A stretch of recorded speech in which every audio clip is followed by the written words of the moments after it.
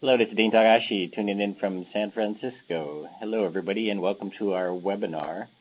I am the lead writer for GamesBeat at VentureBeat, and we are putting on this webinar with Akamai here. And if you don't know where you are, you have come to the Distributed Denial of Service webinar, Real Stories and How to Win, Understanding DDoS Attacks Facing the Game Industry in particular. And our speaker today is Matt Mosher. He's a security strategist at Akamai. And just a few little logistics things at first. We are recording this webinar. You will be able to access it via a URL that you'll get later on.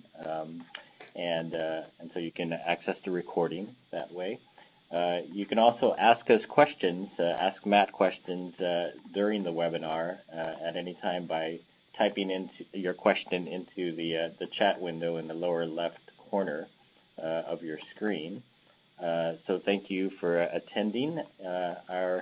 Ask you folks to submit your questions every now and then. Or also ask my own questions of Matt during the webinar.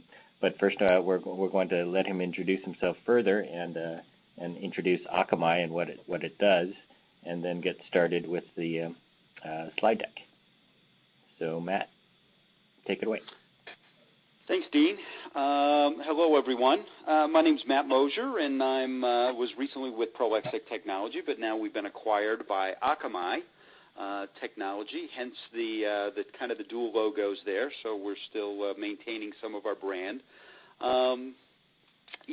Really, I'm a security strategist here. I really, talk a lot about, the messaging and the things we do at Prolexic. And just to give a little background on Prolexic to know kind of what our credentials are and what we do, is we were a specialist in DDoS defense. That was really the only thing Prolexic did.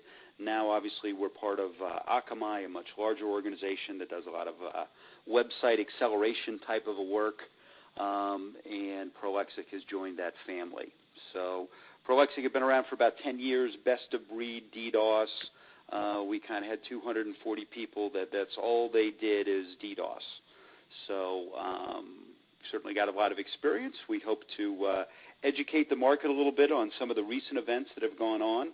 The focus of this presentation is going to be really looking at some recent activities that impacted the gaming industry, as well as there was some new techniques used to generate the DDoS that they're kind of ushering in, and really kind of at the time this presentation was put together, you could say that was maybe somewhat unique in the industry, and now we're really seeing this DDoS technique spread across other industries.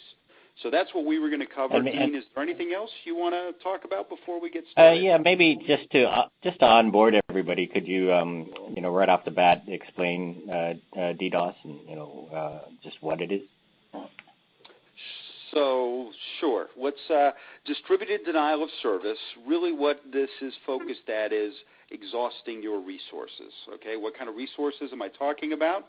This could really be your bandwidth or your network connectivity, right? If they can flood your site, flood your pipe, your internet connectivity, then you lose the ability to kind of communicate with the internet and you go offline.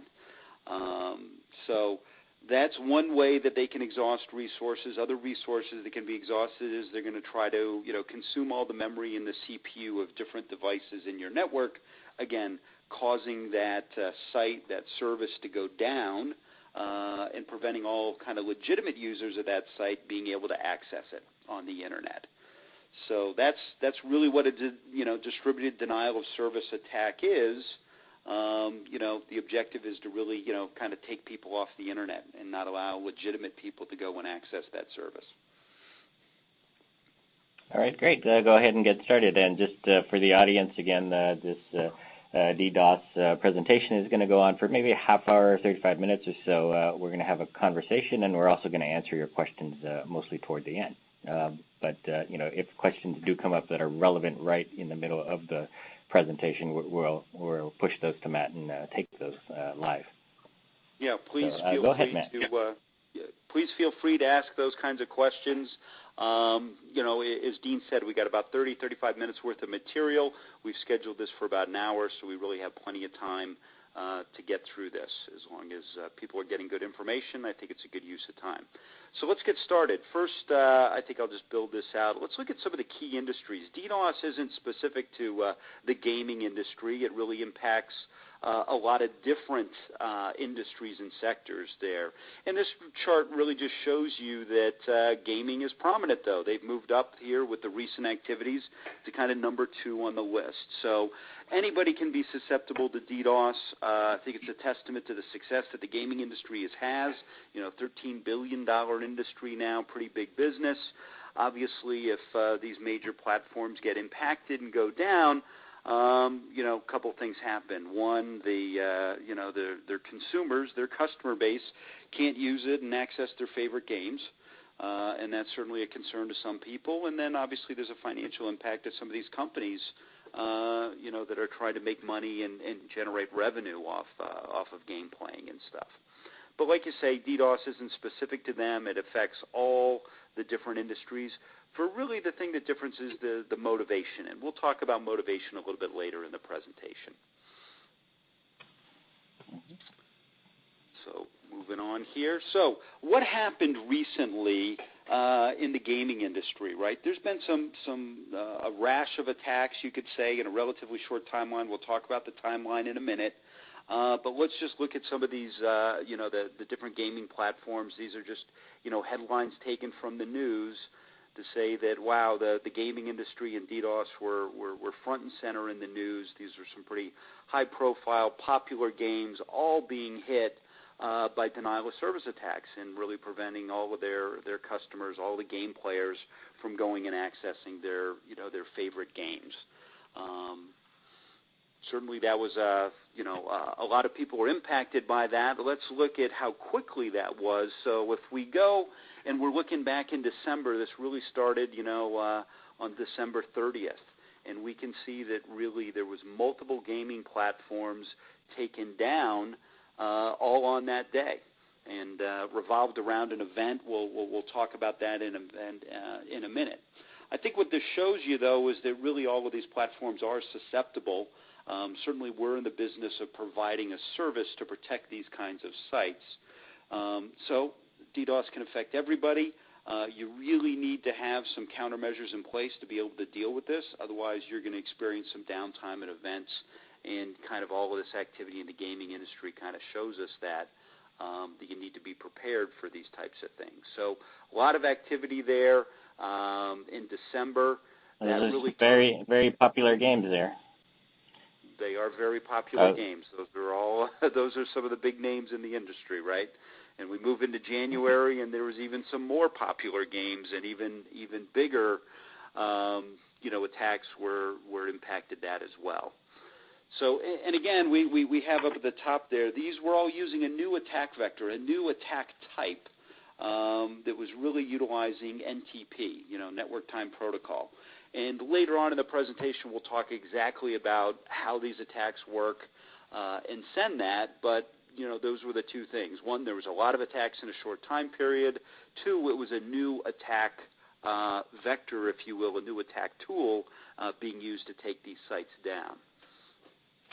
So in February, we started to see that other kinds of platforms, there were some other people, even ourselves, Prolexic is attacked daily, when people find out that you're preventing them from making their will known. And that's one of the things that we refer to DDoS is. People want to express themselves somewhat negatively by impacting other people. So we get attacked all the time, and we started to see these NTP attacks even being pointed towards us early in February. So, lots of gaming platforms. VentureBeat, that's right. You guys experienced an attack as well, and got to get through your first DDoS event there. So we fight between 10 and 15 DDoS attacks a day. So it's we find there's a hater for everybody, and there's a lot of different motivations and lots of attacks going on, really on a daily basis. Just the gaming industry, these were big enough they kind of made the news and the headlines. So what is the, there's a group of security organizations that kind of track this and report on this, and so there's been lots of press now from these kinds of organizations warning people about the danger of these NTP reflection attacks. And again, we'll talk about what that means more specifically later on. But we'll scroll through some of these so you can see the National Vulnerability Database Organization, NIST, putting out warnings on this and really explaining what the risks and the vulnerabilities are. So pretty big news. A lot of it all, and the relevant here is that it all kind of started in the gaming industry. Lots of people impacted by that. So let's talk, when we talk about DDoS, it's often the question comes up like, who does this? Who is, perpetrating these kinds of events?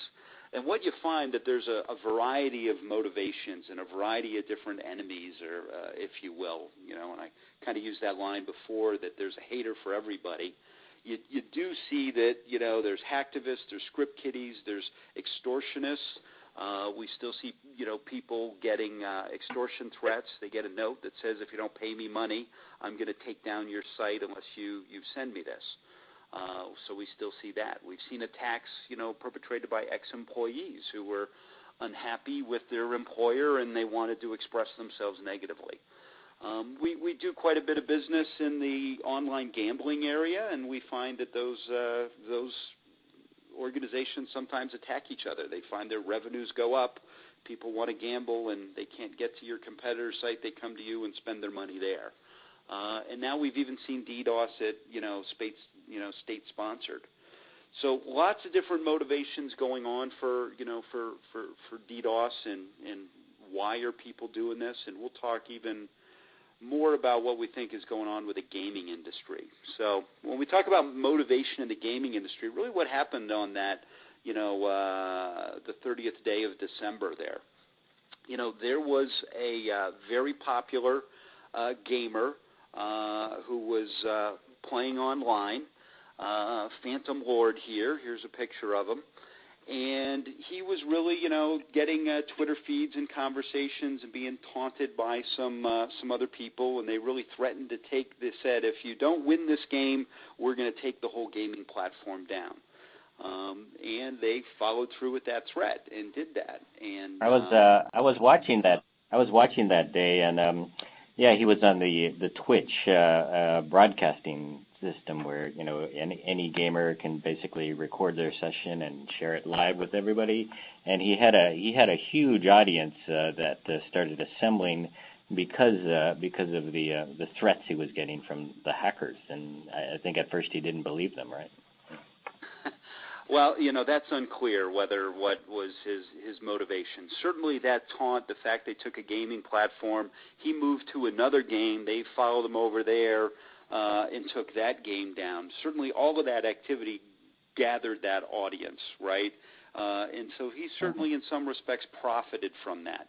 So much so that even it made Forbes magazine.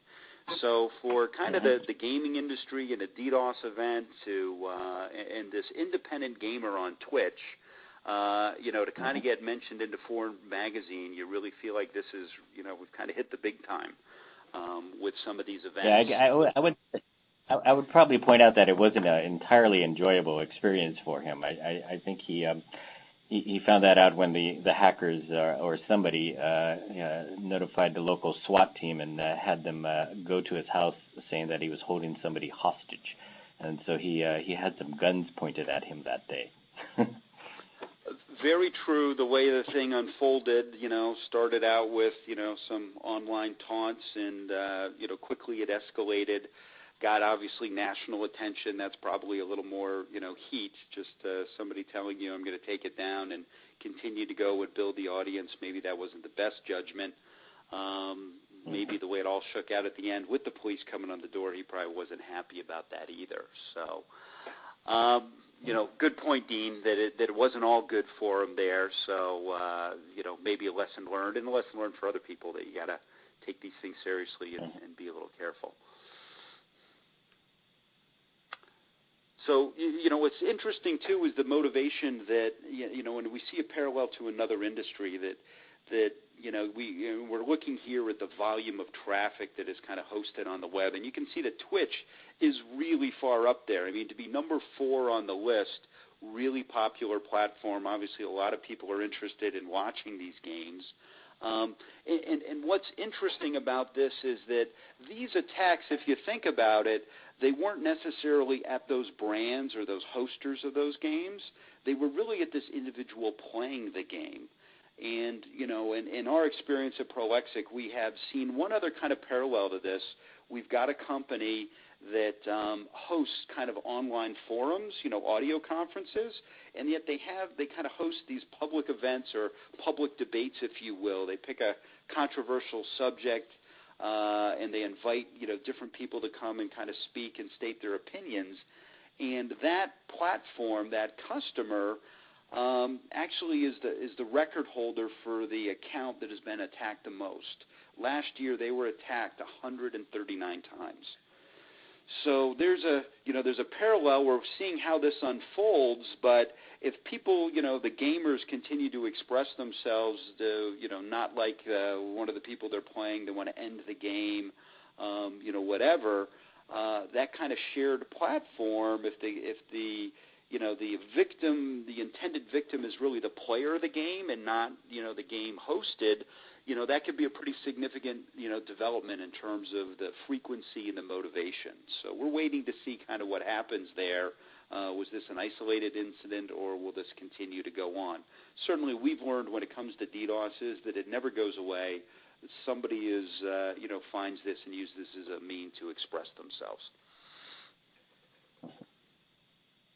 I guess the one lesson there is that the game companies may not have any control over whether they're a target of an attack or not. They may just sort of be a bystander, as they were in this case, I guess. Yeah, and that's really my point, that they could be good citizens and nice people and a good company and providing a good service. And so nobody's mad at them directly, but maybe somebody's mad at one of their customers, one of the people using the platform. And that can just, increase your risk exponentially because you don't really have any control over that. So they need to take these things seriously and make sure they have, measures in place to try to maintain the availability of their platform. So this is really just a slide really kind of showing the Twitter feed and the conversation between this group, Derp Trolling. They've certainly are advertising themselves, and we're taking requests to take down sites, and they're kind of calling their shots, and they're have followers on Twitter feeds, and they're really encouraging people to send requests in for them to take the platform down. So obviously kind of a negative group there, providing that, kind of threatening people and yet aiding people in trying to execute these events. So this is the message they posted out there that you can see. Anyone can request a target via text or Twitter. We'll target solely based on whoever gets the most requests. So they're kind of taking their requests in terms of what platform, they want to take down. So, watch this group. Obviously, they were very, very active. They've gone quiet, but certainly we've seen, the pattern in DDoS is that we see, kind of cyclical activity. We see pockets of intense activity. People kind of get bored, go away. They come back when they want to express themselves. So these things tend to go in cycles. We certainly saw, we've seen things in other industry like the energy industry. We see a series of attacks against multiple kinds of companies and accounts, and it quiets down, it moves on to another industry. Although they're all probably different actors, there is some kind of cyclical nature to this kind of activity that we've observed. So, and one of the things that was really interesting here is that this group, Deep Trolling, had pretty good knowledge of the infrastructure for these gaming platforms. Here they posted this, and they were really calling out, how the architecture works. And you can see here in the red box, that's kind of the classic on-site premise DDoS device. An off-the-shelf box that was made to block DDoS. This is how they're typically deployed on premise. And yet what these guys were targeting was really the pipe that internet connection between, the ISP and the data center that housed the gaming platform itself. So filling that pipe, and now these are, that pipe is a pretty big pipe. That's about 10 gigs.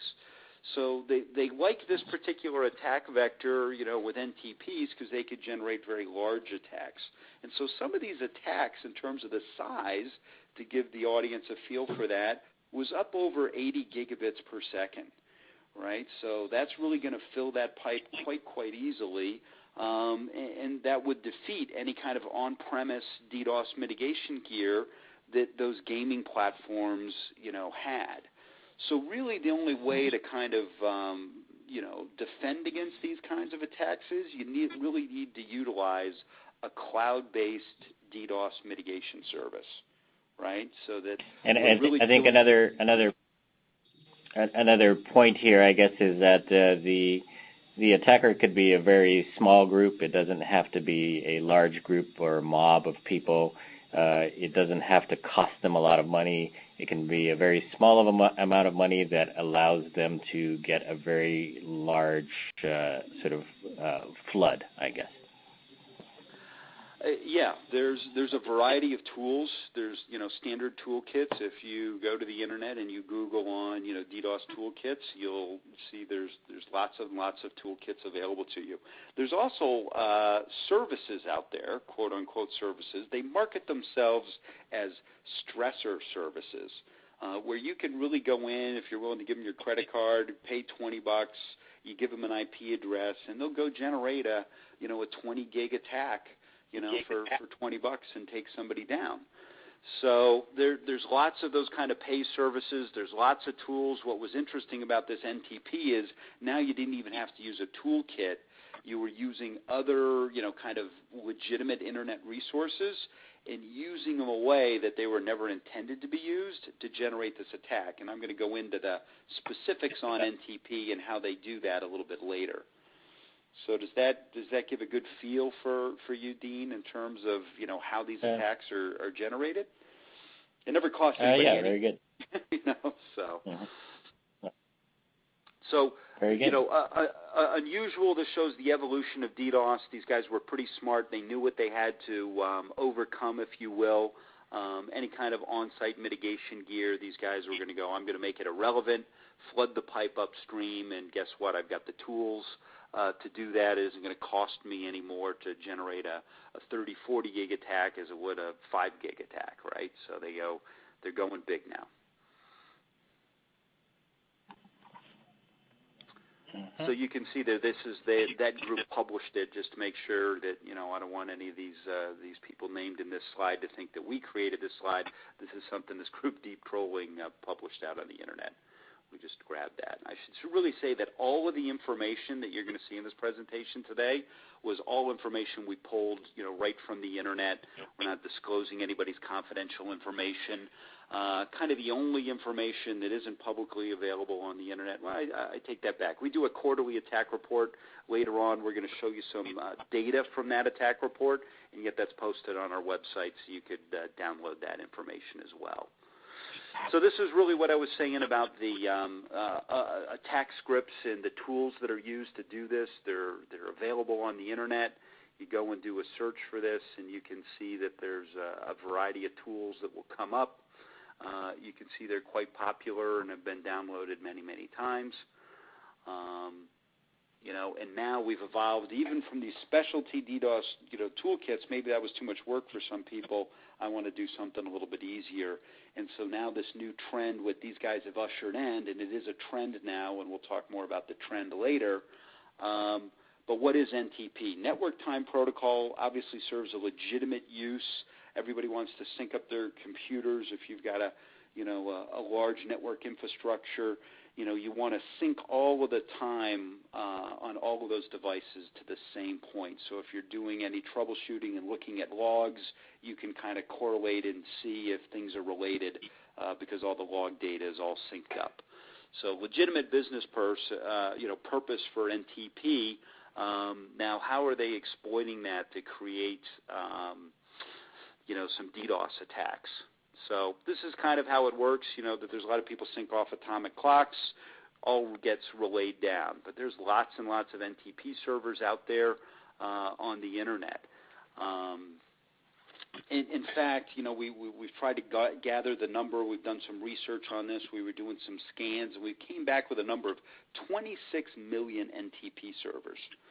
So obviously that's a lot of computing power out there. There's a lot of devices out there. And now the attackers are really trying to use those for malicious purposes. So how does an NTP attack work? And the first thing we're going to talk about is something called amplification. And what amplification means is the attacker in this laptop here sends a relatively small payload to one of these NTP servers, okay? And yet they've really spoofed the IP address of the victim, all right? So the NTP thinks, hey, this IP address just came to me requesting this information. All right, the information they're requesting is really called listmon. It's a feature that is really just intended to show me a list of all of the devices that have connected to you. And the point of amplification is send a small payload and yet then reflect that or send a much larger amplified response to the victim. So I send a little bit of data, somebody else sends a ton of data to my victim, right? So again, they're not paying for any of this bandwidth because that's really the bandwidth of the NTP hosted device and the victim, right? We're really filling those pipes. So that's what we call, kind of an amplification and reflection. Because it's a UDP service, right, so we're not verifying, we're not doing a three-way handshake like a TCP service. It's very easy to spoof the victim's IP address, send this message to the NTP servers, and then they amplify and send that back. So all they really are using is those scripts and those attack tools that they can take a Perl script now and they can amplify or really just send multiple messages to multiple NTP servers. So in order to do one of these NTP attacks, there's really just three things I need. I need a Perl script, all right? I need a list of NTP servers, and I'm really in business. I can take those two things, put them together, spoof the IP of my victim, and generate very, very large attacks. So how large of attacks? Here's a couple of graphs that are showing you, getting up over 100 gigs of attack traffic, all being generated from NTP. These attackers didn't have these attacks go on for very long, but we have seen NTP attacks that have run 8 to 10 hours straight. They just keep rerunning that Perl script. Again, not costing the attackers anything in terms of their bandwidth to be able to generate huge kind of attack volumes that are going to overwhelm the network infrastructure for most any of these gaming platforms. A couple of other graphs here just to show you that. We have a saying at Prolexic, if you can't graph it, it didn't happen.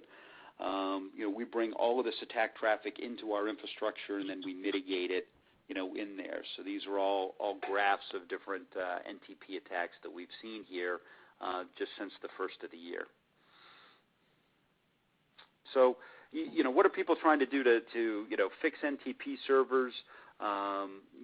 There is this tool out there, and yet it's the classic security tool. It's a double-edged sword.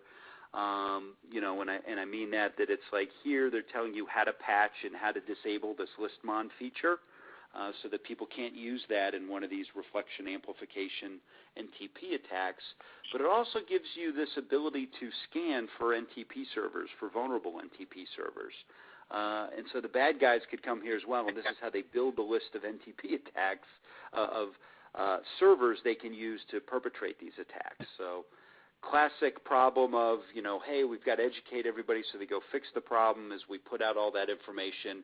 Well, we're also aiding, people who want to exploit that information and cause harm with the data as well. I'm sorry. I guess, you're making a very...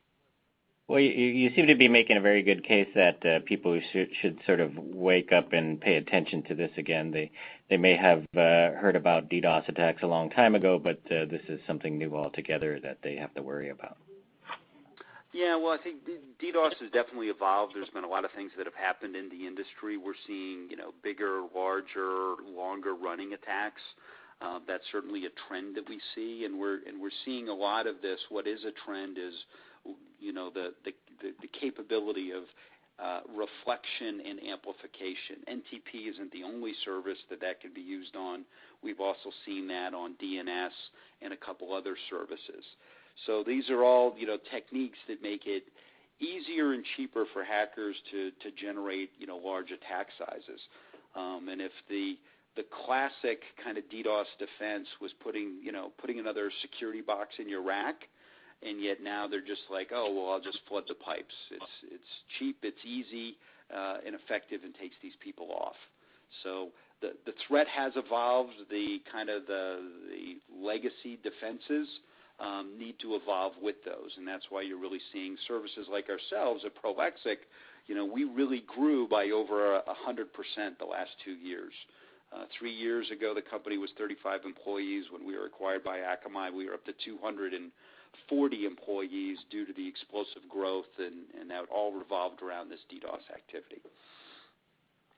So, here's a quick snapshot just to give you, some data points. This was taken from our quarterly attack report. Our quarterly attack report is, we kind of document all the attacks that we're fighting and publish their attributes.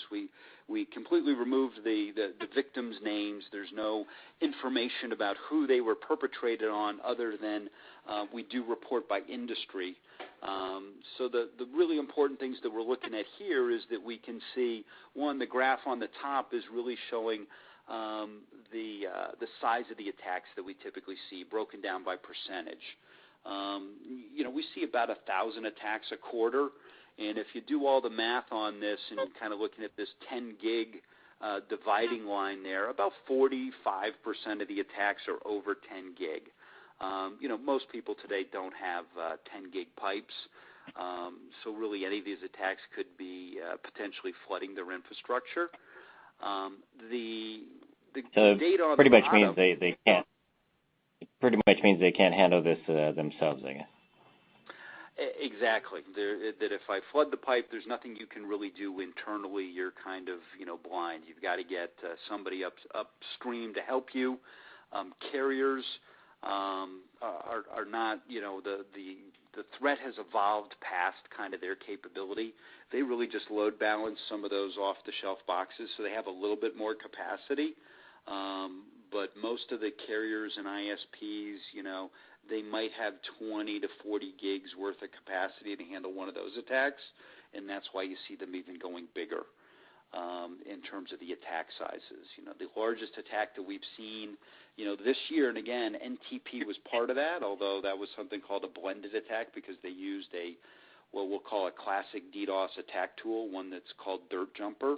They used that in combination with an NTP, and they really got the attack up to 240 gigs, and that broke the record for the largest attack that we've seen. So, the other thing that you can do is there's two types of DDoS attacks. They can target the application, and on the application that's typically a web service, and they're trying to exhaust its CPU and memory. So they just throw so much traffic at it that it can't serve up all of that data, right? It consumes, either one of those two variables, and that causes an outage. Or people target the infrastructure, and they do these kinds of flood attacks, UDP floods. Those can be designed just to, overwhelm the pipe, or they're doing things like a SYN flood, and they're trying to, flood your state table in your routers or your load balancers or your firewalls. The distribution of those you can see in this is typically about 75% of the time they're going after infrastructure, 25% of the time they're going after applications. Application attacks take a little bit more sophistication in terms of the perpetrator's skill set, so that's probably the reason. And yet the serious guys tend to do blended attacks where they're doing some of both, and we see a lot of that activity as well. So just a reminder at this point that if you have a question for Matt Mosher, send it in via the chat window on the lower left side. We'll see it and we can flag it to his attention. Go ahead, Matt. I guess for a time check, we should be close to wrapping up. So let us know. Yeah, we got like three more slides. So. Just Great. to point out this attack report, you can see NTP was a really, really small percentage of the attacks, okay, back in, this was taken in Q2 of 2013. And, now comparing, to really, to all of 2013 to 2012, NTP wasn't even on there. So now we just published our new attack report yesterday. I don't have that slide in here. NTP represented 17% of all of the attacks that we saw last quarter. So where in 2012 this attack vector didn't even exist, 2013 it was 1% of the attacks we saw. Now this last quarter, all of a sudden NTP is up to 17% of the attacks. So pretty significant change in terms of the techniques or the tactics that they're using, and I guess the gaming industry got it all started there, and now we're seeing that move across other industries. So that's same pretty, kind of graphic. pretty crazy there. That's pretty crazy and pretty quick for that to change so fast. It is, and so the last things here is this is just a cover shot of a white paper that we wrote on it that kind of explains reflection attacks and how they can be used. This is available on our website for anybody who wants to get more information on kind of the technical nature of how DDoS attacks occur, exactly what's going on with these different kind of reflection attacks that are out there. So we have a white paper series out there that talks about a lot of the different kind of DDoS techniques and tools and what they're doing out there. So the last thing I was going to leave everybody with before we took questions was just kind of what does it take to successfully kind of mitigate DDoS attacks, and what's the formula? And so this is really some bullet points to think about. One, it takes capacity. You need to have really, really big capacity to deal with these kinds of attacks. And so that's why people sign up with a cloud service. You're really, paying a service fee to get access to this capacity. So in the case of, Akamai now, we really have two platforms we use to fight DDoS. One really is based on network redirection and acquiring the traffic through we start advertising your routes. Through a BGP route advertisement, and we'd bring all your traffic to us, we clean it, and then we deliver it back over a GRE tunnel. The capacity of that platform right now is 1.85 terabits per second, all right? And then we have another platform which is really specific for web services, everything that runs on port 80 and 443, and that platform is 21 terabits per second in terms of its capacity. So these are the kinds of tools and platforms that you need to be able to take on these really, really large attacks. Obviously, nobody's going to build that kind of capability for themselves. It needs to be a shared resource. So kind of the model, if you will, with the DDoS services, you pay your monthly dues, and then when you need to access that platform, you get access, and we mitigate the attacks for you. So you got to have good capacity. Then you got to have good capabilities. You really have to have kind of a comprehensive toolkit to be able to mitigate all the different attack vectors, because there are two variables. There's this volumetric type stuff, and that takes kind of one set of countermeasures. And then there can be this complexity component, which takes a different set of countermeasures. So you need lots of different kind of tools in the tool chest, if you will. We really say you should try to be proactive. You should really, sign up with a service, do service validation, really, develop a custom run book about how you're going to communicate when the battle starts. You need to have some intelligence. You need to know what the attackers are doing, what toolkits they're doing, because then that kind of tells you what kind of capabilities you have. So you better be getting your intelligence somewhere, keeping abreast of these threats and making sure you have the right countermeasures to stop all that stuff. Most people want to see some kind of... Go ahead, Dean. Oh, I just wanted to ask. I assume that Akamai can actually provide all these services that you're talking about, right? And just wondered how can Akamai help here, and what is sort of the usual cost, I guess, or how would you sort of convey to people what this might cost them? So this is really, we do provide all of these services. These are, I call this the DDoS success formula, because if you're going to try to, build your own or do it piecemeal, you need to kind of address all these areas. Obviously, in our service offering, we kind of provide all of that. We're kind of, turnkey DDoS. We're the experts. We're providing the experienced staff, to fight all the tools. We're providing all of these things in there. So the service itself, how it's kind of priced out is really based on your normal traffic volumes. That's kind of what makes the price go up and down. And so kind of the lowest kind of service, fee you might see is something, about $5,000 a month. And it really kind of goes up from there based on what kind of feature set we do. DDoS services are often, consumed on demand, meaning you only route the traffic to us when you're under attack. And that's kind of the most basic services. We're just kind of standing by. You figure out you're having an event, you route us to traffic, we mitigate it.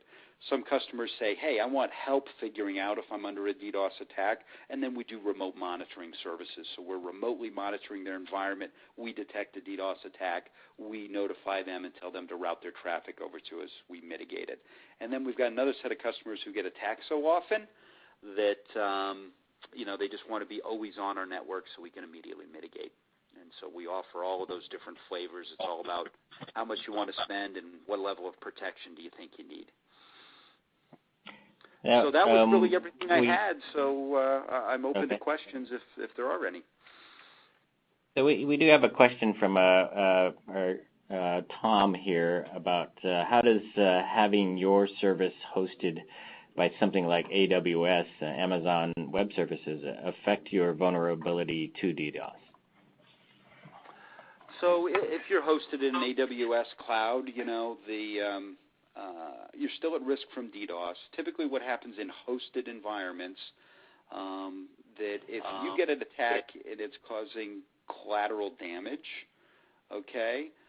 to other people in that hosted facility, they tend to black hole the person being attacked. Mm-hmm. I'm sorry, Dean, are you trying to say something else? No. I am sort of curious about how big a priority smaller companies should make this. Given there are lots of other security concerns that they may have to pay attention to. Even last week, everybody heard about Heartbleed and OpenSSL problems, vulnerabilities that all companies have to protect against now or take action on. Where would you sort of place this in the list of priorities on security?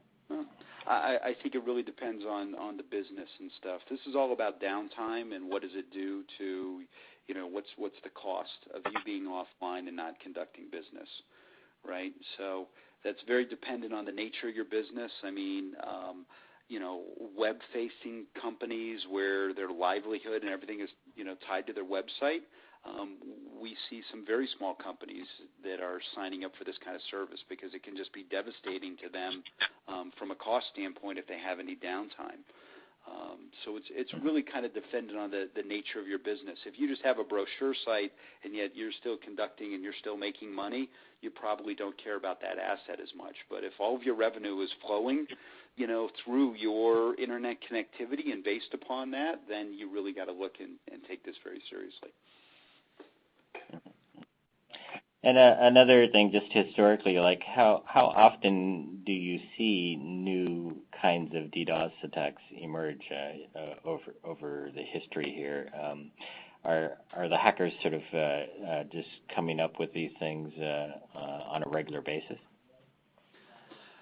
There is innovation. We've seen a lot of innovation lately, from them, and yet I would say that there's been a shift in the industry. The trend we're currently watching is that as opposed to creating a bot and infecting people's machines and then controlling that machine and running attacks that way, we're seeing this trend of NTP reflection, DNS reflection, that now hacks are being developed to really utilize, what's a common service that's out there? How do I harness that and use that service that I'm not paying for? I don't have to infect a machine.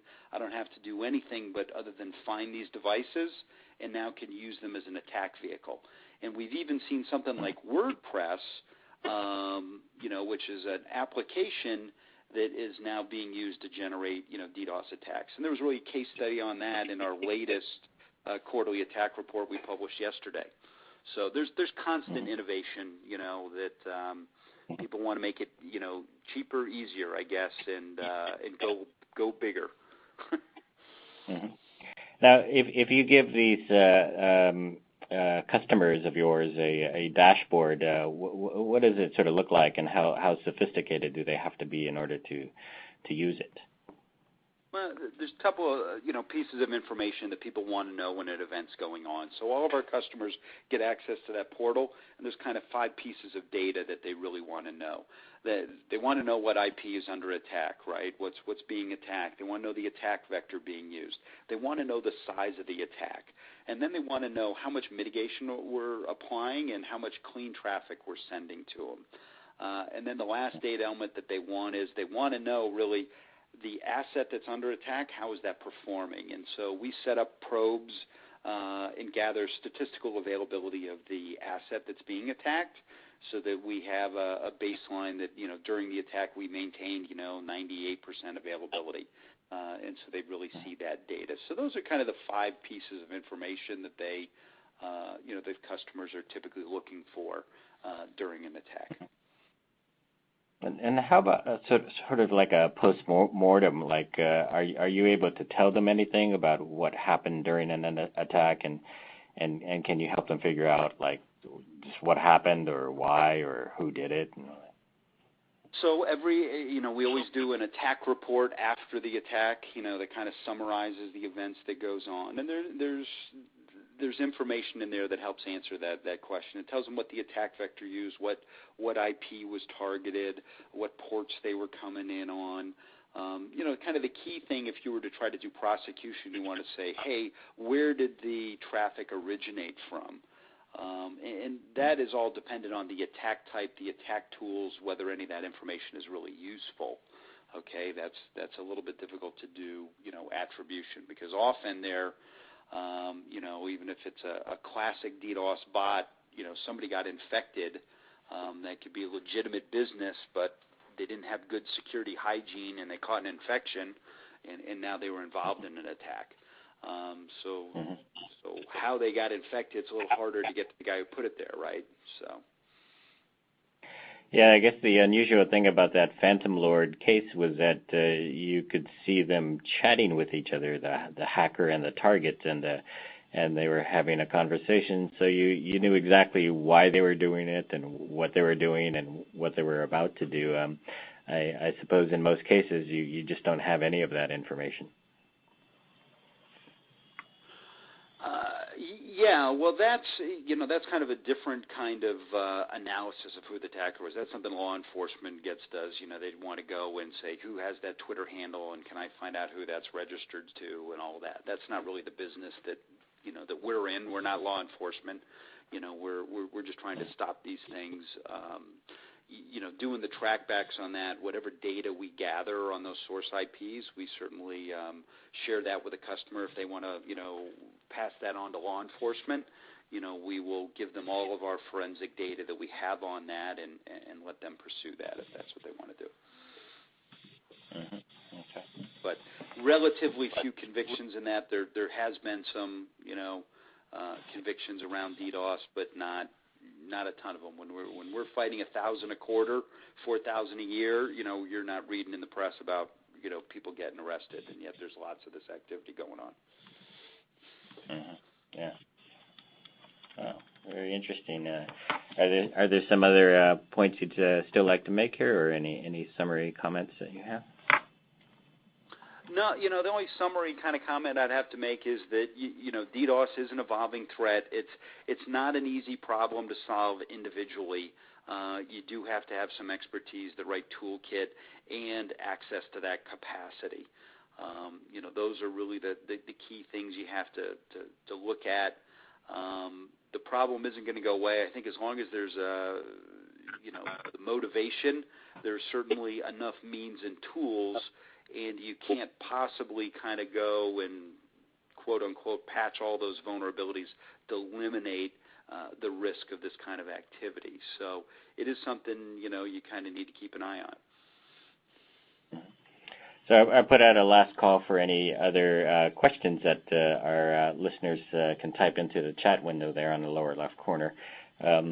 And in the meantime, I remind you that if you're a participant, you can get a URL for the archived recording of this session later on, and the slides as well. And I'd like to thank Matt Mosher, the security strategist from Prolexic Akamai, and that was an excellent session so far. Any last questions, anybody?